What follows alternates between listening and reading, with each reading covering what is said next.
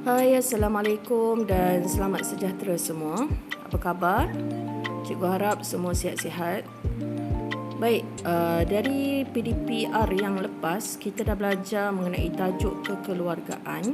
Jadi hari ini cikgu nak sambung untuk tajuk yang seterusnya, iaitu perhubungan.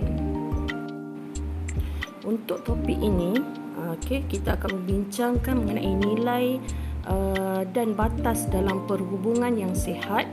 Kemudian yang kedua, kita akan analisis bagaimana cara untuk menjalin hubungan dan kita nak kekalkan batas perhubungan kita tu supaya ianya menjadi perhubungan yang sihat.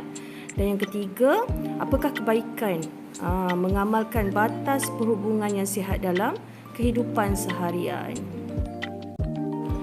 Apakah yang dimaksudkan dengan perhubungan? Perhubungan ni sesuatu yang melibatkan komunikasi antara dua orang ataupun lebih. Jadi perhubungan ni jika kita jaga dengan baik, ianya akan menjadi semakin erat. Tetapi jika kita tak jaga batas-batas yang ada dalam perhubungan, hubungan tu akan menjadi renggang dan lama-lama ianya akan lenyap. Jadi, dalam perhubungan ni, kita perlu bijak dalam menjaga batas yang ada supaya perhubungan yang terhasil adalah sihat. Antara batas yang kita perlu ambil berat adalah yang pertama, kita perlu ada rasa hormat dalam perhubungan.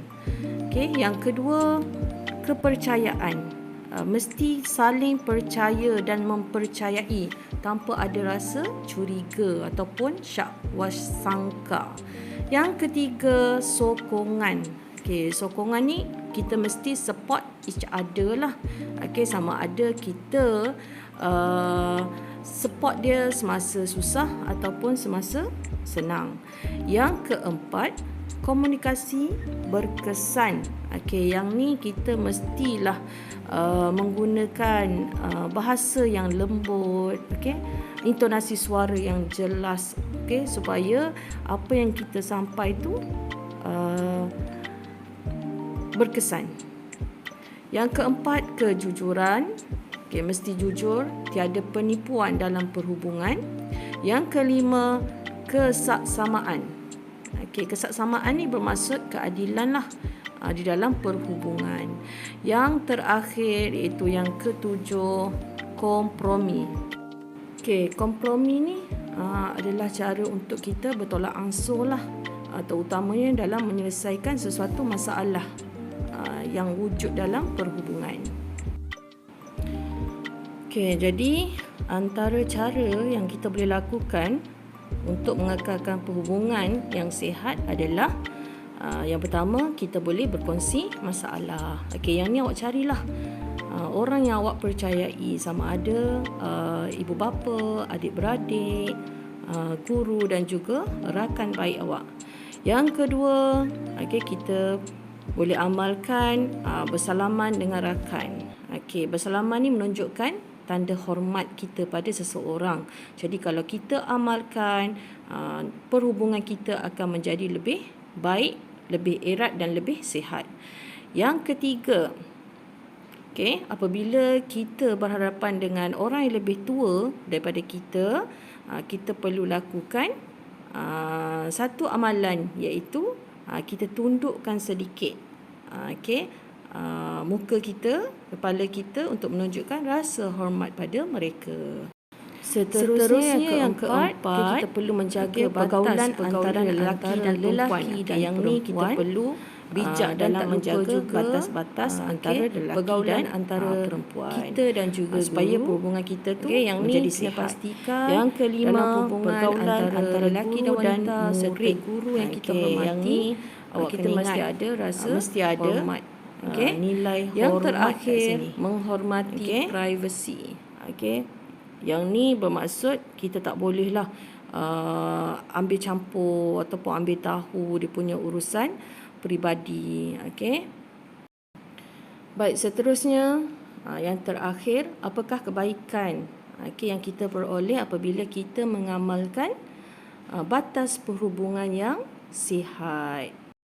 Antaranya adalah Okey, hubungan yang sihat ni akan wujud secara berpanjangan. Maksudnya ketika kita susah, ketika kita senang, perhubungan tu masih lagi kekal.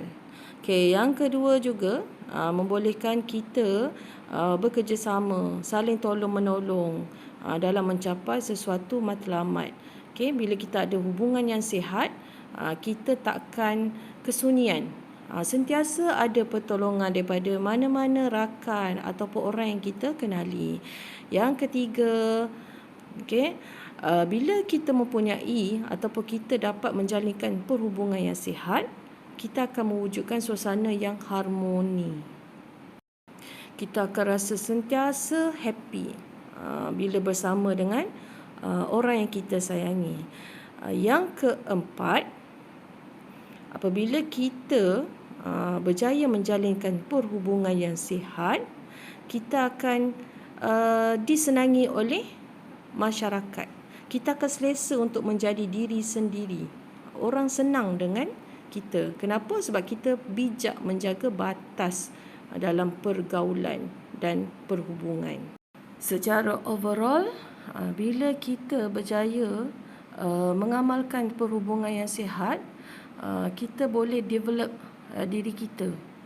Kita dapat mencorak kehidupan kita dengan lebih baik, kerana perhubungan yang sihat akan mendapat sokongan daripada semua orang, termasuklah kadang-kadang musuh. Kita tak tahu kan, kadang-kadang kita memang berkawan dengan dia, tapi kita tak tahu yang sebenarnya dia tak berapa suka kita. Tetapi jika kita bijak menjaga batas hubungan antara kita dan dia, musuh takkan membenci kita. Maksud cikgu, katakanlah kita sakit ketika tu, musuh yang tadi yang kononnya tak berapa suka kita, dia akan datang melawat kita. Okey? Sebab ada kebaikan dalam diri kita yang menyebabkan dia rasa hormat dan dia rasa prihatin pada kita. Okey, jadi untuk hari ini, ini sahaja yang kita belajar, itu tajuk perhubungan. Jadi kita jumpa lagi next time. Stay safe at home and keep learning. Okay, bye. Assalamualaikum. Selamat sejahtera.